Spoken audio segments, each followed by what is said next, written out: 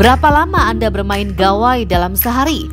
Kemajuan teknologi membuat gawai saat ini menjadi barang yang tak bisa dipisahkan. Kemudahan dalam bekerja dan juga mencari informasi menjadi salah satu alasannya. Namun tahukah Anda, di balik kecanggihannya bermain gawai terlalu lama justru dapat berakibat buruk bagi kesehatan, terlebih bagi kesehatan mata Anda. Lantas, berapa lama waktu ideal menggunakan gawai dan apa saja dampak yang ditimbulkan jika menggunakan gawai terlalu lama? Selama pandemi, penggunaan gawai semakin meningkat karena hampir semua aktivitas dilakukan melalui media gawai. Nah, bagaimana kaitan antara menggunakan gawai dengan kesehatan mata? Saya akan membahasnya bersama Dr. Helda Puspitasari, spesialis mata.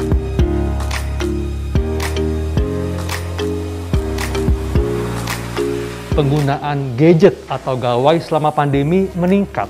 Ya, dan pasti. tentunya ini membuat masyarakat pasti setiap saat menghabiskan waktu untuk menatap layar gawainya, Dok. Bener banget. Nah, ini apa, Dok, dampaknya bagi mata? Tapi, Dok, sebelumnya nih, masyarakat perlu tahu, Dok, sebetulnya susunan mata ini seperti apa? Karena mata ini kan kompleks, Dok, ya. Jadi kalau mata kita ini mata yang bulat, ini kita potong penampangnya.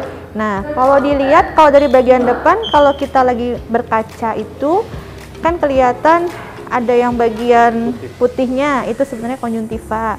Nah, kemudian ada kayak kubahnya ini, kornea.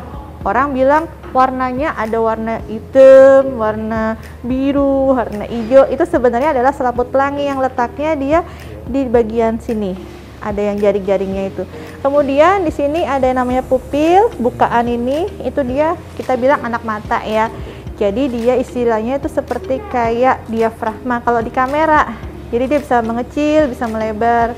Di belakangnya dia ada yang namanya lensa. Lensa ini. Kemudian ini area bagian depan mata. Kalau area belakang mata itu kita di sini ada yang namanya di sini adalah badan vitreus. Kemudian di sini ada lapisan tipis namanya retina. Jadi dia lapisan tipis saraf mata. Dia menangkap semua stimulus dari luar, nanti akan disampaikan oleh si optic nerve bonggol ini menuju ke otak. Nah, itu disitulah dari fungsi penglihatannya ini tercapai. Apa nih, Dok, yang terjadi ketika seseorang menatap layar gawai yang kan ketika menatap layar kan cenderung fokus ya. Jadi membuat orang nggak sadar malah berkurang mengedipnya, jadi bener banget, lebih jarang mengedip, Dok. Iya, nah ini betul. Dampaknya apa? Kalau misalnya kayak kita istilahnya, oke, kita kerjaan harus ada deadline segala macam, terus mungkin sekolahan harus fokus, lupa ngedip, itu sudah pasti. Akhirnya apa? Matanya jadi dry eye. Kering ya? Mata kering.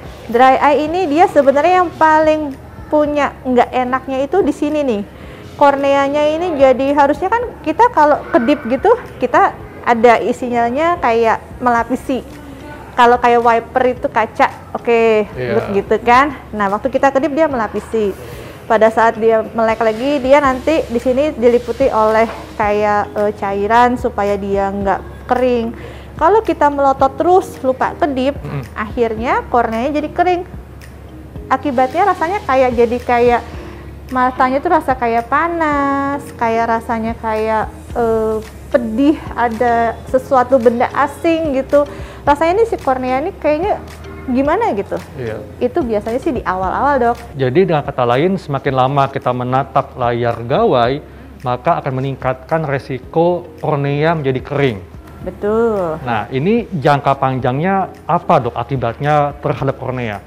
Kalau kornea kering, dia bisa muncul berbagai macam infeksi, bisa. Misalnya di sini dia harusnya kan dia moist ya, Dok ya. Terus dia kering nih.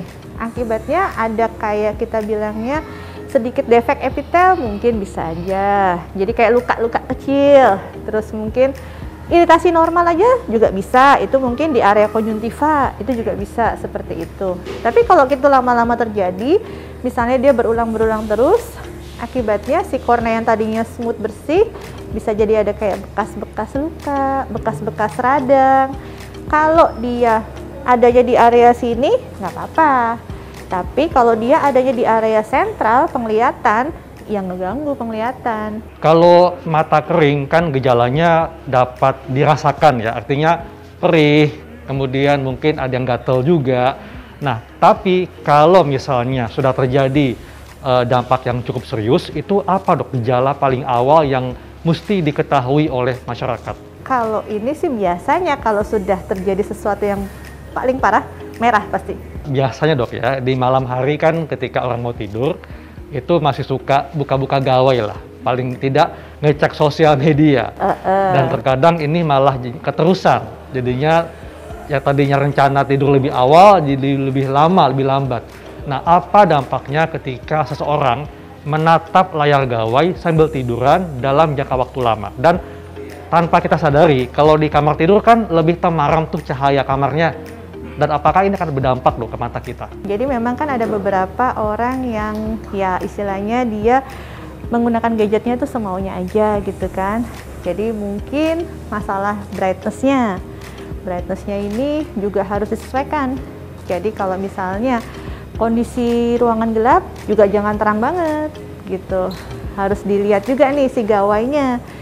Intensitas cahayanya disesuaikan. Kalau misalnya ruangan yang terang banget juga nggak ya diikutin terang banget gitu ya enggak. Jadi istilahnya harus ada penyesuaian supaya cahaya yang masuk ke mata kita itu juga bisa dibikin senyaman mungkin yang diterima oleh si area retina ini. Jaraknya sebenarnya kalau sambil tiduran sih nggak saya sarankan ya. Kan kalau tiduran oke, kita begini gitu kan ya dok ya.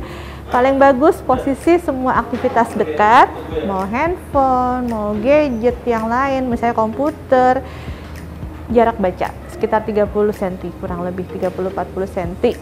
Pada saat itu kita juga posisinya harus yang proper dok, harus yang duduk bener, terus ada pencahayaan yang cukup dari bagian atas kepala kita, jadi supaya nggak yang ada bias-bias cahaya itu, yang akibatnya juga membuat si mata kita ini bekerjanya ekstra.